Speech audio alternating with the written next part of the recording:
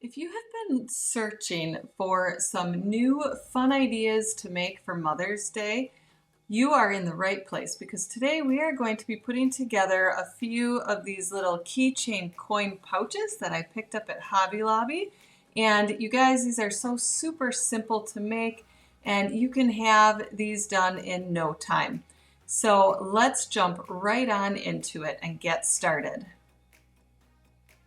We are going to start with a black keychain coin pouch from Hobby Lobby, and these come in all different colors, and they all have these gold chains and hardware on them. This costs about $3.99, like I said, at Hobby Lobby. I'll have everything linked down below so you know where to get these from and what these are. For this project, I grabbed some Caesar Strip Flock Pro heat vinyl. That's a mouthful. And I really love using this stuff as like a base layer to puff vinyl or patterned vinyl.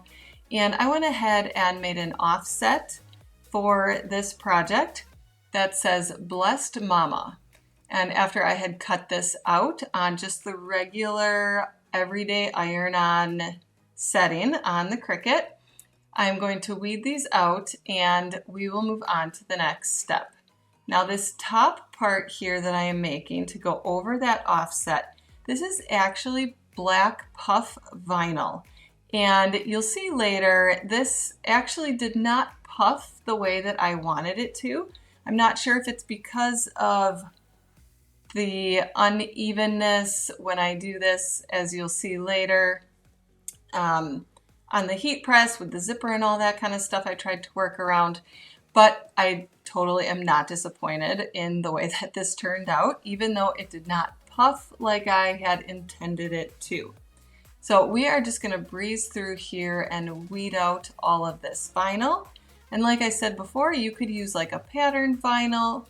That would look really cool on top of this flock stuff, or glitter vinyl, or anything really you can layer on top of the flock vinyl.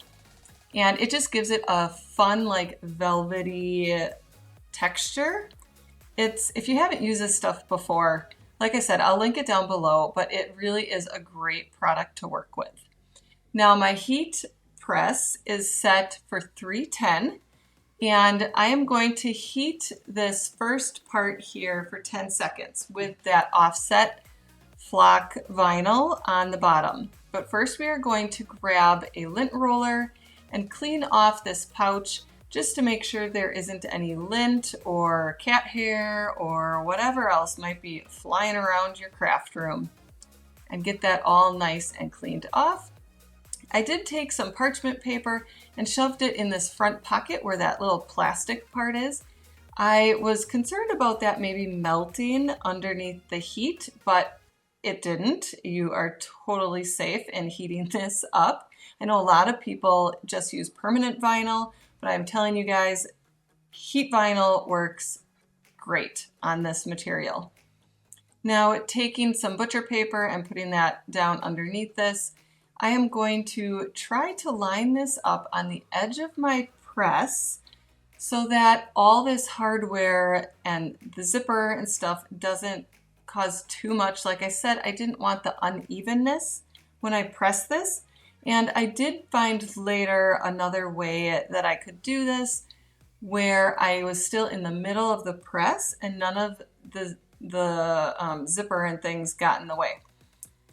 I did not put that in this video, but make sure you subscribe and hit that notification bell because I will show that in a full-on Mother's Day tutorial that is coming up shortly. And you can see how I fix that issue later on in that video.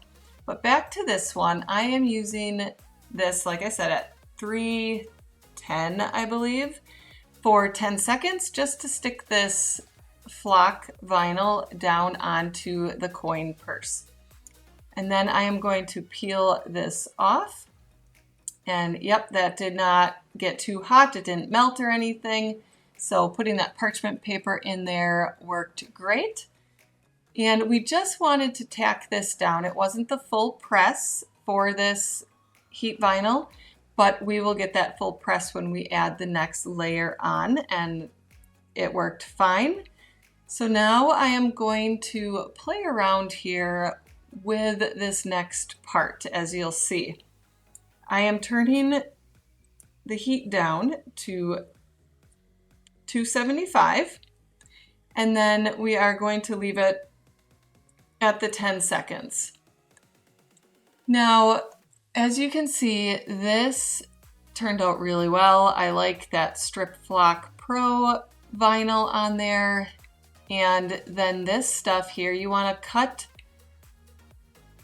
the carrier sheet as close to the lettering as you can on the top and the bottom so that they don't overlap. You do not want your things to overlap, or that vinyl might stick to the carrier sheet of the other part, if that makes sense. Let me know in the comments below if I'm totally not making any sense there. But I think you guys understand what I'm talking about, because you don't want those overlapping and then not sticking down where you want them to. So grabbing a little bit of heat safe tape, this vinyl, the puff vinyl, is not very sticky on this carrier sheet, so I'm going to use some of this heat safe tape just to hold this down in place while we heat it up. And because it is black on black on black, it was a little difficult to see lining this up.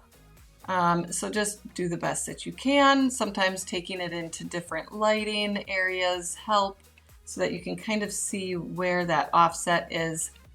But I'm happy with the placement of this, so we are going to head back over to the heat press.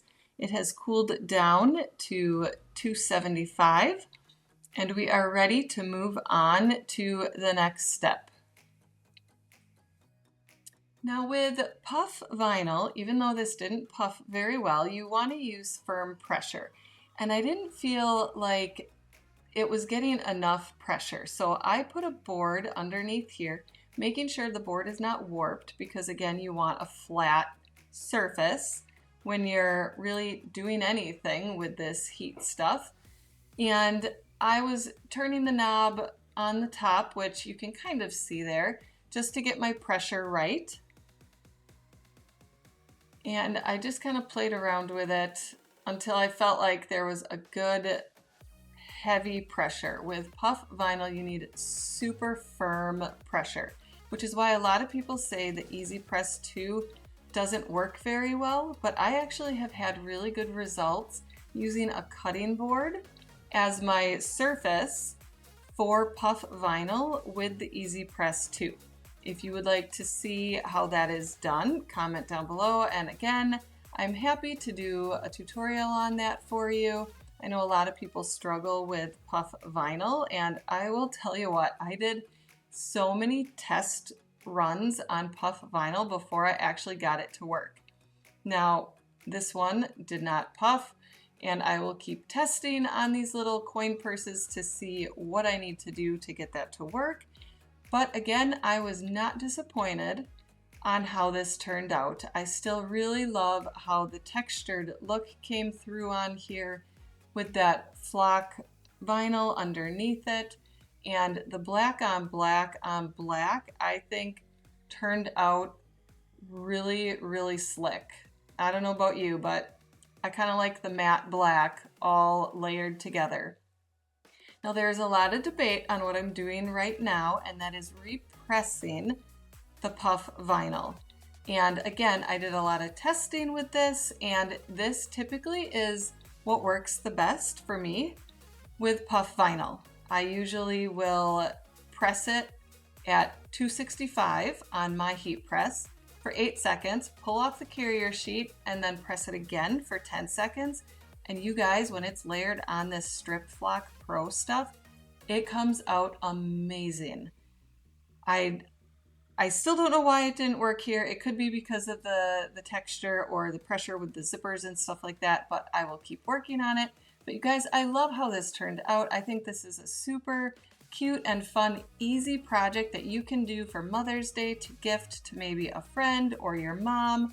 I think I might wrap this up and have my kids actually give it to me just because. What do you think? Do you like this black on black on black? I did do some other colors, which will be in another video. So again, make sure you subscribe and hit that notification bell so that you don't miss out on all the other options that you have with these and what it looks like with all the different patterned vinyls. If you're looking for some more tutorials on how to do fun projects with your crafting, watch this video that's coming up next.